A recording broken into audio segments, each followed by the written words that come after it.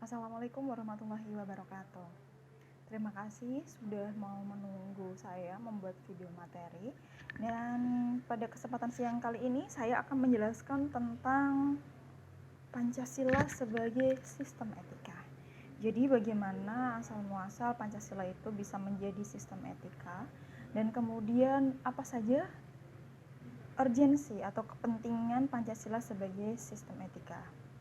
Jadi kemarin kan kita sudah belajar mengenai posisi Pancasila atau peran Pancasila, mulai dari dasar hukum, ideologi, filsafat, kemudian juga ada way of life, atau ya itu way of life adalah filsafat. Pancasila sebagai filsafat itu sendiri. Dan kali ini kita akan membahas tentang Pancasila sebagai sistem etika. Kita akan mempelajari terlebih dahulu apa itu yang namanya etika. Jadi etika ini berasal dari bahasa Yunani, ethos, yang artinya tempat tinggal yang biasa, padang rumput, kandang, kebiasaan, adat, watak, perasaan, sikap, dan cara berpikir. Tapi dalam konteks mempelajari sistem etika ini, etika di sini dianggap atau memiliki arti sebagai kebiasaan, adat, watak, perasaan, sikap, dan cara berpikir. Jadi etika adalah ilmu tentang segala sesuatu yang biasa dilakukan atau ilmu tentang adat kebiasaan. Jadi etika ini ilmu ya, ilmu tentang segala sesuatu yang biasa dilakukan atau ilmu tentang adat kebiasaan. Ingat, etika itu ilmu. Jadi kalau semisal ada kata-kata tentang etikanya tidak baik, itu ya merujuk pada ilmu tentang kebiasaan itu tadi. Kalau yang mengenai sopan santun, adab, nah itu lebih benarnya itu menggunakan kata etiket. Jadi kata etika dan etiket itu memiliki arti yang berbeda. Etika itu ilmunya, etiket itu sikapnya. Jadi sikapnya sopan santun, adabnya, akhlaknya. Nah, itu termasuk etiket. Nah, bisa kalian bedakan ya. Bagaimana nantinya kalian bisa memakai konteks etika dan konsep etiket. Nah, etika ini juga berhubungan dengan konsep moral atau moralitas yang digunakan untuk perbuatan yang sedang dinilai, sedangkan etika digunakan untuk mengkaji sistem nilai yang ada. Kalau moral itu perbuatan yang sedang dinilai, sedangkan kalau etika itu untuk mengkaji sistem nilai yang ada. Jadi etika adalah pemikiran filosofis mengenai segala sesuatu yang dianggap baik atau buruk dalam perilaku manusia. Sedangkan menurut sastra prateja, etika adalah keseluruhan perilaku manusia dengan norma dan prinsip-prinsip yang mengaturnya itu. Kerap disebut moralitas atau etika. Jadi menurut sastra prateja ini, moralitas atau etika itu dianggap sebagai perilaku manusia dengan norma dan prinsip yang mengaturnya. Jadi bisa disimpulkan bahwa etika itu membicarakan tentang masalah nilai. Nilai ini terdiri dari nilai baik maupun nilai buruk. Jadi etika ini bisa bersifat baik atau bisa bersifat buruk. Kemudian kita beralih ke definisi nilai. Jadi nilai ini merupakan sesuatu yang dianggap berharga. Kemudian sifat dari sesuatu hal, benda, atau pribadi yang dihargai sebagai sarana mencapai tujuan. Jadi nilai ini sesuatu yang berharga, kemudian dijadikan sebagai sarana untuk mencapai tujuan. Jadi salah satu fungsi nilai ini adalah sarana yang digunakan untuk mencapai tujuan tertentu. Nah, ini lagi ya, poin ketiga yaitu sesuatu yang membawa kita ke tujuan. Jadi bisa disimpulkan bahwa nilai merupakan sarana yang bisa kita gunakan atau yang bisa membawa kita menuju ke tujuan yang ingin dicapai. Nah, kemudian apa itu sistem etika? Jadi posisi Pancasila sebagai sistem etika itu merupakan struktur pemikiran yang disusun untuk memberikan tuntutan atau panduan kepada setiap warga negara Indonesia dalam bersikap dan bertingkah laku. Jadi Pancasila ini struktur pemikiran pemikiran yang disusun yang berfungsi untuk memberikan atau panduan kepada setiap warga negara Indonesia dalam bersikap dan bertingkah laku. Poinnya adalah apa tujuannya? Untuk mengatur sikap dan tingkah laku warga Indonesia. Perlu diingat ya, sikap dan tingkah laku. Kemudian sistem etika ini berkaitan dengan dimensi moralitas dalam diri individu. Moralitas secara individual. Kemudian juga sistem etika ini mencakup sikap spiritualitas dalam kehidupan bermasyarakat, berbangsa, dan bernegara. Jadi etika Pancasila merupakan cabang filsafat yang dijabarkan dari sila-sila Pancasila untuk mengatur perilaku kehidupan bermasyarakat, berbangsa, dan bernegara di Indonesia. Jadi etika Pancasila ini adalah cabang filsafat yang kemudian sila-silanya ini mengatur perilaku kehidupan bermasyarakat, berbangsa, dan bernegara di Indonesia. Jadi memang sistem etika Pancasila ini digunakan oleh masyarakat Indonesia sebagai aturan dalam berperilaku, dalam kehidupan bermasyarakat, berbangsa, dan bernegara. Kemudian dalam etika Pancasila terkandung nilai-nilai ketuhanan, kemanusiaan, persatuan, kerakyatan, dan keadilan. Kelima nilai tersebut membentuk perilaku kehidupan Indonesia dalam semua aspek kehidupan. Jadi dalam kelima aspek ini disatukan kemudian membentuk perilaku manusia Indonesia. Dan perilaku manusia Indonesia ini diterapkan dalam seluruh aspek. Jadi setiap perilaku, setiap tindakan oleh masyarakat Indonesia diharapkan itu terbentuk dari Pancasila. Sehingga setiap tindakan yang dilakukan itu berdasarkan dari etika Pancasila. Nah, kita beralih ke dimensi moral dalam sila-sila Pancasila. Jadi sila Pancasila itu kan ada 5. Nah, ternyata menurut dimensi moral, dalam kelima sila tersebut juga mengandung nilai-nilai tertentu di setiap sila-silanya. Apa saja? Yang pertama sila ketuhanan. Dalam sila ini terdapat nilai spiritual yang mendekatkan manusia kepada Tuhan. Halnya sila ketuhanan, yaitu nilainya spiritual, mendekatkan manusia kepada Tuhan. Di sila ini juga menjelaskan tentang bagaimana hidup bertoleransi. Apalagi di Indonesia ada berbagai macam, merupakan negara multikultural, agamanya ada 6, itu yang resmi, bahkan ada banyak agama yang tidak resmi di Indonesia. Dan sila ketuhanan ini agar kita bisa menjaga nilai dan paham toleransi antar umat beragama. Kemudian sila kedua yaitu sila kemanusiaan mengandung dimensi humanis yang menjadikan manusia menjadi lebih manusia.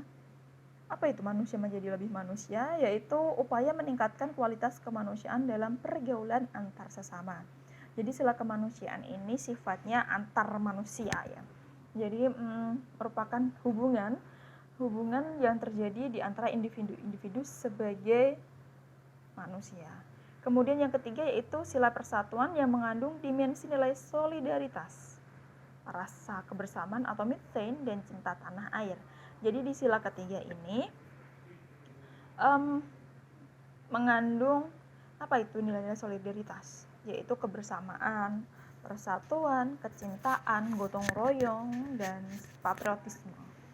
Sila yang keempat yaitu sila kerakyatan mengandung dimensi nilai berupa sikap menghargai orang lain, mau mendengarkan pendapat orang lain, tidak memaksakan kehendak kepada orang lain. Jadi kalau dalam sila kerakyatan ini kan salah satu poin yang dikemukakan adalah tentang musyawarah. Nah, dalam musyawarah itu kita sebagai warga Indonesia diminta untuk bisa menghargai pendapat orang lain dan tidak memaksakan kehendak kepada orang lain. Jadi misal nanti kelak kalau kalian diskusi di kampus, di kelas, ketika ada teman kalian yang pendapatnya berbeda dengan kalian, ya sesuai dengan sila ini, kalian tidak bisa memaksakan pendapat kalian kepada teman kalian. Ya, ini salah satu bentuk bagaimana kita sebagai orang Indonesia yang menjunjung etika Pancasila itu harus open-minded. Harus berpikiran terbuka terhadap perbedaan-perbedaan, termasuk perbedaan pendapat. Yang kelima, Sila keadilan mengandung dimensi nilai mau peduli atas nasib orang lain, serta kesediaan membantu kesulitan orang lain. Selanjutnya, urgensi Pancasila sebagai sistem etika. Kenapa sih Pancasila kok dijadikan sebagai sistem etika? Apa tidak bisa memakai yang lain? Kenapa harus Pancasila lagi? Nah, ini juga ada hubungannya dengan Pancasila sebagai dasar negara, kemudian sebagai sistem filsafat. Kenapa kita butuh sistem etika? Karena di Indonesia ini, meskipun kita sudah mencanangkan Pancasila sebagai tujuan, sebagai cara bagaimana untuk mencapai tujuan dalam berbangsa dan bernegara, tetapi ada banyak permasalahan yang ditimbulkan. Masalah yang ada di kehidupan bangsa dan negara kita ini. Maka dari itu Pancasila penting dijadikan sebagai sistem etika. Ini beberapa alasan yang kuat. Yang pertama yaitu banyaknya kasus korupsi di Indonesia yang melemahkan sendi-sendi kehidupan berbangsa dan bernegara. Kemudian yang kedua, terjadinya aksi terorisme. Aksi terorisme itu biasanya dengan alasan agama ya.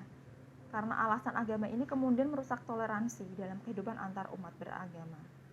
Serta aksi terorisme ini jelas meruntuhkan semangat persatuan atau mengancam disintegrasi bangsa. Selain itu, terorisme ini kan bisa atau sering kali menimbulkan korban jiwa atau korban luka. Ketiga, yaitu masih terjadinya pelanggaran hak asasi manusia atau HAM. Yang keempat, kesenjangan antara kelompok masyarakat kaya dan miskin masih menandai kehidupan masyarakat Indonesia. Jadi secara ekonomi, terdapat jurang perbedaan kemiskinan, kekayaan antara yang kaya dan yang miskin. Nah, ini merupakan salah satu contoh nyata bahwa diskriminasi ekonomi di negara kita itu masih ada. Makanya kita membutuhkan Pancasila sebagai sistem etika. Yang kelima, ketidakadilan hukum dalam sistem peradilan Indonesia. Kalian pasti sering dengar bagaimana contoh ketidakadilan hukum dalam sistem peradilan di negara kita. Jadi, silahkan eksplor sendiri bagaimana contoh ketidakadilan hukum yang ada di negara kita ini. Nah, kemudian kita akan menggali sumber historis, sosiologis, politis tentang Pancasila sebagai sistem etika. Yang pertama, yaitu berdasarkan sumber historis. Jadi pada masa Orde Lama, pada masa pemerintahan Bung Karno, Pancasila ini berfungsi sebagai filosofi Grandslag atau Weltanschauung. Artinya, nilai-nilai Pancasila belum ditegaskan ke dalam sistem etika, tetapi nilai-nilai moral telah terdapat dalam pandangan, moral telah digunakan dalam pandangan hidup masyarakat.